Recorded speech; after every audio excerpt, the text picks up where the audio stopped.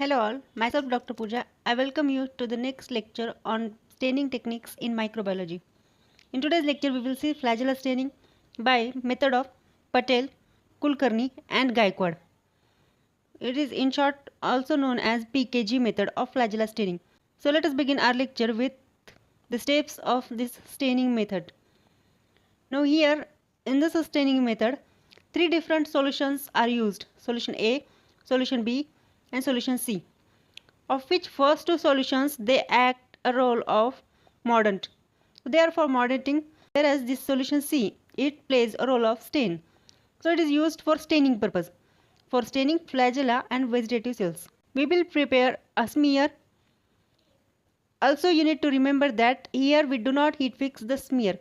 Once this smear is prepared, it is only air dried, to which we will apply solution A, allow it to react for some time, and then immediately it is followed by applying solution B. Then without allowing to boil, we will just heat it for 2 to 3 minutes and then we will treat it with solution C. Solution C is flooded on this smear, then it is discarded and again it is flooded on this smear. Then we will observe flagella and vegetative cells in pink color. Here basic fuchsin stain is used and these two solutions they act as mordant. Now next point is introductory part. What is flagella? It is a thin hair-like appendage which protrude through cell wall of bacteria. It plays an important role in motility. So it makes bacterial cell mobile. Bacterial flagella, it accounts for around 2% of total dry weight of that cell. And it consists of three parts: basal body, which is embedded in cytoplasm of bacterial cell, then hook which connects filament and this basal body, and the part which is visible to us is a filament, or it is also called a shaft. So basal body, hook and filament, these are the three parts of flagella, and flagella is made up of protein called as flagellin. Flagellin is a protein of which this flagella is made up of, and length of bacterial flagellum is several times that of cell. Diameter of this flagella is nearly 10 to 20 nanometer. एवढा कमी त्याचा diameter असतो, त्यामुळे ती आपल्याला मायक्रोस्कोपमध्ये जरी बघितलं तरी बॅक्टेरियल फ्लॅजेला विजिबल नसते. त्याला विजिबल करण्यासाठी मग आपण काही स्टेनिंग टेक्निक्स वापरतो, ज्यामध्ये आपण मॉडर्न्स वापरतो. त्या बॅक्टेरियल फ्लॅजेला थिक करतो आणि ज्यामुळे जेव्हा आपण स्टेन अप्लाय करतो तेव्हा तो स्टेन ती बॅक्टेरियल फ्लॅजेला घेईल आणि आपल्याला ती व्हिज्युअलाइज होईल. आता बॅक्टेरियाच्या सरफेसवर फ्लॅजेला नेमकं नंबर काय आहे, त्यांचा किती आहेत? 1 आहे, 2 आहे की खूप सारे आहेत, म्हणजे number of bacterial flagella and त्यांची अरेंजमेंट. म्हणजे बॅक्टेरियल फ्लॅजेला एका टोकाला आहे की दोन्हीही त्याच्या एंडला आहे की बॅक्टेरियाच्या सर्वत्र अशा पसरलेल्या आहेत. So the arrangement of bacterial flagella and number of bacterial flagella they vary from bacteria to bacteria and thus that plays an important role in bacterial taxonomy. एखाद्या बॅक्टेरियलची जीनस ओळखण्यासाठी, स्पेसिस ओळखण्यासाठी हे एक महत्त्वाचा रोल प्ले करते. समजा एखादा बॅक्टेरिया आहे, it does not contain any flagella, त्याला फ्लॅजेलच नाही आहे, तर त्याला म्हणतात atrichous bacteria. Example is Shigella. Suppose there is a bacteria which has only one flagella, त्याच्यात कुठल्या तरी एका एंडलाच फ्लॅजेला आहे, त्याला म्हणतात मोनोट्रिकस. असा एखादा बॅक्टेरिया आहे ज्याच्या दोन्ही एंडला बॅक्टेरियाच्या फ्लॅजेला प्रेझेंट आहेत, म्हणजे इथेही फ्लॅजेला आहे, या एंडलाही फ्लॅजेला आहे, त्याला म्हणतात ॲम्फिट्रिकस. असा बॅक्टेरिया ज्याच्यामध्ये की ॲम्फिट्रिकस फ्लॅजेला आहे, त्याचं एक्झाम्पल आहे ॲक्वास्पिरिलम. असा बॅक्टेरिया ज्याच्यामध्ये एकाच एंडला फ्लॅजेला प्रेझेंट आहे, त्याला काय म्हटलं? मोनोट्रिकस. त्याचं एक्झाम्पल आहे विब्रिओ कॉलरी. असा बॅक्टेरिया ज्याच्यामध्ये tuft of flagellum or bundle of flagella is present on one end, कुठल्या तरी एकाच एंडला त्याच्या असा बंडल प्रेझेंट आहे फ्लॅजेलाचं, त्याला म्हणतात lophotrichous bacteria. Example is Pseudomonas fluorescens. Pseudomonas फ्लोरोसन्समध्ये bundle of bacterial flagella is present on one end.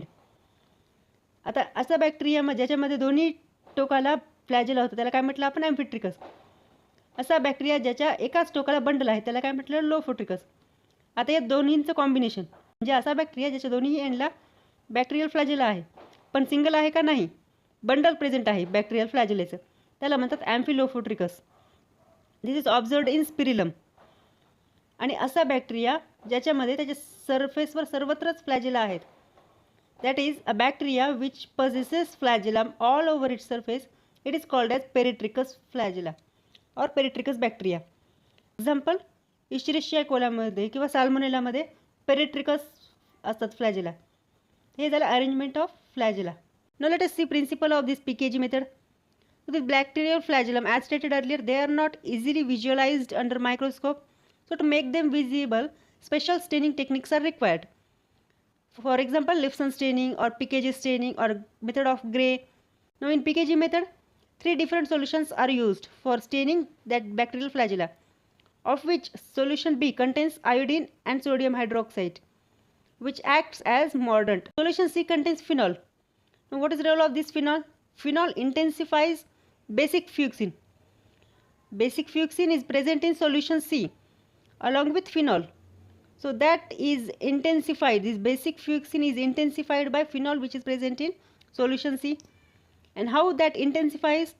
This phenol removes water from bacterial cell.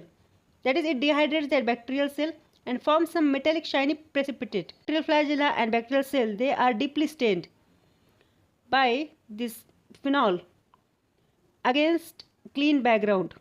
So we will observe pink colored, an intense pink colored bacterial flagella in this PKG method. Now let us see requirement. Bacterial flagella स्टेन करण्यासाठी आपल्याला काय काय requirement लागणार आहे? Clean glass slide, inoculating needle, bacterial suspension, motile culture.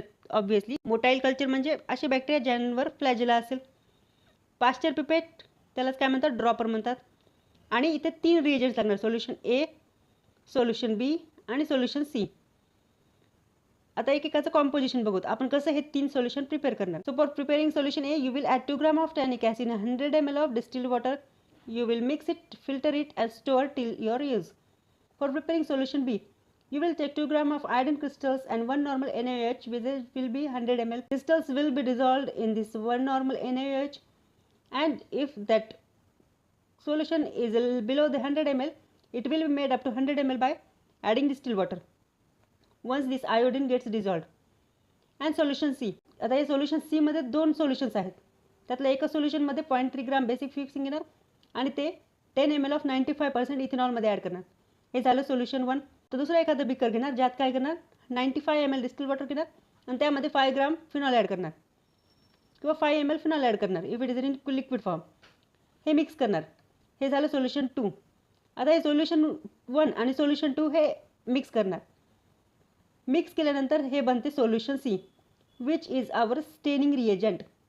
These 2 will be mordant. या दोघांचा काय रोल आहे, मॉर्डंट म्हणून. सोल्युशन सीचा काय रोल आहे, it is responsible for staining flagella and bacterial cell. Now let us see procedure of flagella staining by PKG method. For that you will take a clean grease free slide and a drop of distilled water will be taken using a pasture pipette. आता या ड्रॉपमध्ये काय करणार, एक bacterial culture जे आपलं आहे suspension, त्याचं एक लूप फुल ऑफ कल्चर घेणार आणि ते काय करायचं, तर इथे 2 सेंटीमीटर स्क्वेअरपर्यंत, असं एक स्क्वेअरपर्यंत आपण ते स्प्रेड करणार. जोवर फेंट टर्बिड मिळत नाही आपल्याला हे कल्चर, तोवर युनिफॉर्मली स्प्रेड करणार. Then we will allow this smear to air dry. Air dry करायचं, त्याला हीट फिक्स नाही करायचं. एअर ड्राय झाल्यानंतर काय करायचं, we will cover that smear with 4 drops of solution A. Immediately it will be followed by 4 drops of solution B. लगेच solution A टाकल्यानंतर लगेच त्यावर सोल्युशन बी टाकायचं. Then this slide will be gently heated for around 2 minutes until the fumes comes out, but we should not boil this smear. Then 2 drops of solution C will be added on this smear. It will be allowed to react with that stain for 3 minutes. Again it is allowed to heat without boiling that smear. Then we will wash that slide with water. Gently washing will be done. Again we will flood that smear with solution C. परत त्याला 1 ते 2 मिनिटासाठी heat करायचे, boil होऊ द्यायचं नाही. Then we will gently wash that smear.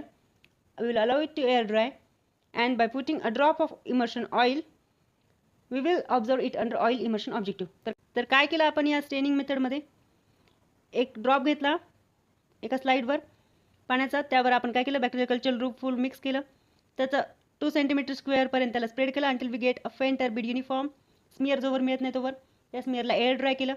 त्यावर solution एचे 4 drops टाकले, लगेच त्यावर सोल्युशन बीचे 4 ड्रॉप्स टाकायचे. मग याला आपण काय केलं, हीट केलं 2 मिनिटासाठी. स्मिअर बॉईल न होऊ देता फ्यूम्स जोवर त्यातून निघत नाही तोवर त्याला हीट केलं. नंतर आपण त्यावर सोल्युशन सीचे 2 ड्रॉप्स टाकले आणि परत त्याला हीट केलं फॉर 3 मिनिट्स. नंतर त्याला पाण्याने वॉश केलं. नंतर आपण काय केलं, परत त्यावर सोल्युशन सीचे काही ड्रॉप्स टाकले. परत त्याला 1 ते 2 मिनिटासाठी रिॲक्ट होऊ दिलं इन प्रेझेन्स ऑफ हीट. नंतर आपण त्या स्लाईडला पाण्याने वॉश केलं, एअर ड्राय केलं, इमर्शन ऑइल टाकून त्याला ऑइल इमर्शन ऑब्जेक्टिव्हमध्ये पाहिलं. स्मिअर प्रिपरेशन आपण आणखी एका पद्धतीनं करू शकतो. ते कसं, एक क्लीन ग्रीस फ्री स्लाईड घ्यायची, त्याच्या एका एंडला बॅक्टेरियल सस्पेन्शनचा ड्रॉप घ्यायचा युझिंग ड्रॉपर और त्याला काय म्हणतात पार्शियल पिपेट. तर ड्रॉप घ्यायचा आणि स्लाईड हलकीशी इन्क्लाइन करायची जोवर हा ड्रॉप आपल्याला या एंडपर्यंत मिळत नाही. तर आपल्याला काय मिळेल, ही समजा आपली स्लाईड आहे, तर त्यावर आपल्याला अशा प्रकारची फिल्म मिळेल. स्मिअरची ही आपल्या अशा प्रकारची फिल्म मिळेल. हा ड्रॉप या टोकापर्यंत रंगळू द्यायचा जेणेकरून आपल्याला असा स्मिअर मिळेल. आता या स्मिअरवर आपण आपली जी पुढची स्टेनिंग प्रोसिजर आहे ती कॅरी ऑन करायची. हे झालं स्मिअर प्रिपरेशन. फ्लॅजेला स्टेनिंगमध्ये जो आपण स्मिअर प्रिपेअर करतो त्याला हीट नाही केले जात. हीटिंग जे आहे ते स्टेनिंग रिएजंट्स टाकल्यानंतरच्या स्टेपमध्ये आहे. So keep that in mind. So let us see observation काय मिळते आपल्याला या फ्लॅजेला स्टेनिंग बाय PKG मेथडमध्ये. We will observe pink coloured bacterial cell and pink coloured flagella. Bacterial सेलपेक्षा लांब असतात ते flagella. So thick flagella will be observed in pink color and bacterial cell also will be observed as pink colored and background will be a clean. So this is what observation of flagella staining by PKG method. Hope you have understood this method. In next lecture we will see Lifson method of flagella staining. Thank you.